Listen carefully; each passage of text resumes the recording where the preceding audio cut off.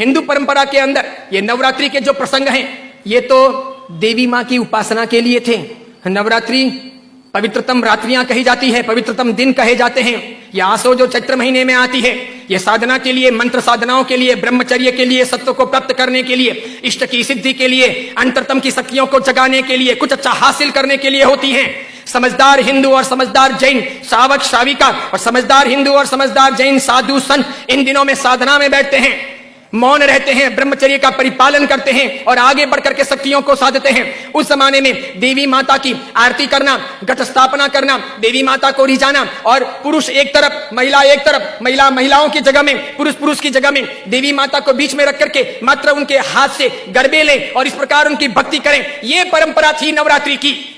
उसके बाद में मात्र गुजराती स्टाइल में डांडिया आए थे, तो बहनें बहनों में खेलती, बीच में देवी मां की स्थापना की जाती, पुरुष में खेलते और इस प्रकार नौरते रखते, नवरात्रि पालते, खान पान का ध्यान रखते। उन दिनों में कोई शराब नहीं पीता, गुटखे नहीं खाता, चाय तक नहीं पीता, व्यसन नहीं करता, अलग अलग शयन करते, पति पत्नी अलग अलग रहते, ब्रह्मचर्य की साधना करते, संपर्क नहीं करते, शुद्धता प्राप्त करते और इतने सारे भोग विलास की जिंदगी के बीच में, इतने सारे विषय वासनाओं के बीच में कोशिश करते कि कुछ दिन पवित्रता के साथ बिताएं, ताकि देवी माताओं के सानिध्य प्राप्त करके हम शक्ति संपन्न बन सके, उनके आशीर्वाद अपनी जिंदगी में फल सकें।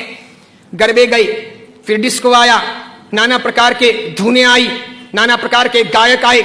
कई कंपनियां, कई संस्थाएं इसमें कूदी, कई सारे लोगों ने धन कमाना शुरू किया, छोटे बड़े ये डांडियों के अलग अलग कार्यक्रम होने लगे, सब लोग ललचाने लगे। देवी मां एक तरफ रह गई, देवी की साधना एक तरफ रह गई, नवरात्रि की पवित्रता एक तरफ रह गई, घट स्थापना एक तरफ रह गई, गरबे लेने का भाव एक तरफ रह गया, आरती और देवी मां को रिझाना, मातृ शक्तियों को प्रेरित करना, ये सब एक तरफ रह गया। आज डांडिये खेलने वालों में से किसको पता है कि साधना क्या है,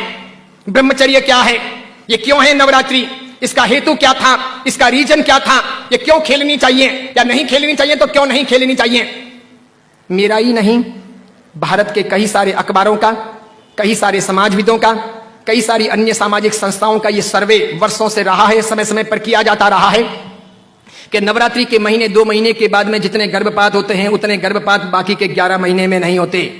तो ये व्यभिचार नहीं है तो क्या है, ये दुराचार नहीं है तो क्या है, ये जीवन की भ्रष्टता नहीं है तो क्या है। इस बात पर मैं कुछ वर्षों पहले बोला था, अभी किसी ने वो वीडियो वायरल कर दिया और उस वीडियो को लेकर के अखबार ने लिखा। मैंने कहा जो सच है वो सच है कि हम अपनी साधनाओं को बचाएं, बेच ना दें। हिंदू धर्म की परंपरा हो कि जैन धर्म की परंपरा हो, कोई भी उत्सव महोत्सव हो, मैंने समय समय पर यह भी कहा था, गणपति अगर हिंदू धर्म के देवता हैं और गणपति के महोत्सव अगर मनाए जाते हैं या उनका आराधन अगर किया जाता है तो उसमें कहीं जुआ नहीं खेलना चाहिए, शराब नहीं पीनी चाहिए, गणपति के नाम पर तमाशे नहीं करने चाहिए, लड़कियों के साथ में नाच गान नहीं होने चाहिए, गणपति लड़कियों को छेड़ने के लिए महोत्सव के तौर पर नहीं आ रहे, लड़कियां अपनी जगह पर हो, पुरुष अपनी जगह पर हो, वहां शराब नहीं पी जानी चाहिए, उनके पैसों का प्रपंच नहीं होना चाहिए, गणपति को सेलेबल नहीं बनाया जाना चाहिए। हिंदू धर्म अगर इन चीजों को नहीं संभालता है तो धीरे धीरे भारतीय संस्कृति का विनाश होगा।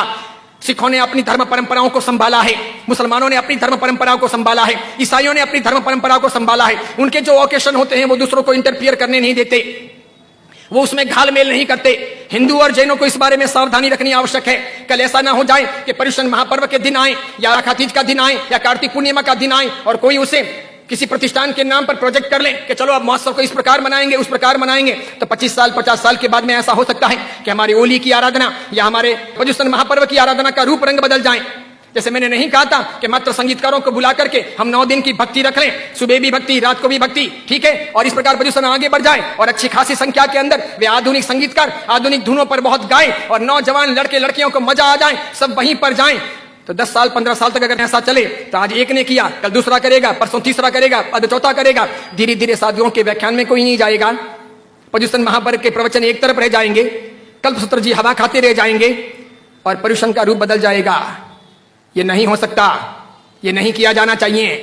मैं इसलिए कह रहा हूं कि मेरी जिंदगी तो बहुत छोटी है, मैं तो कल दुनिया से चला जाऊंगा, लेकिन भगवान के शासन की परंपराएं नहीं मरनी चाहिए, हमें उन्हें जिलानी होगी। हमारे बच्चों को ये पता नहीं, उनको तो क्या है, नाचना गाना कूदना घूमना फिरना अच्छा लगता है, उन्हें सामाजिक प्रतिक्रमण ना अच्छे लगे, बिना पंखों के रहना उन्हें ना अच्छा लगे, लेकिन जरूरी यह है पर्युषण महापर्व की पूरी प्रक्रिया, उसकी साधना की सारी व्यवस्था समझी जानी चाहिए और इसीलिए हर बाबत के अंदर सावधानी आवश्यक है। हमारा यह वीडियो अगर आपको पसंद आया हो तो उसे लाइक कीजिए, शेयर कीजिए और आचार्य विमल सागर सूरी जी के नाम से चल रहे हमारे चैनल को सब्सक्राइब कर उसके पास रहे बेल के बटन को क्लिक कीजिए ताकि हमारे नित नई वीडियो को देखने का आपको अवसर मिल सके।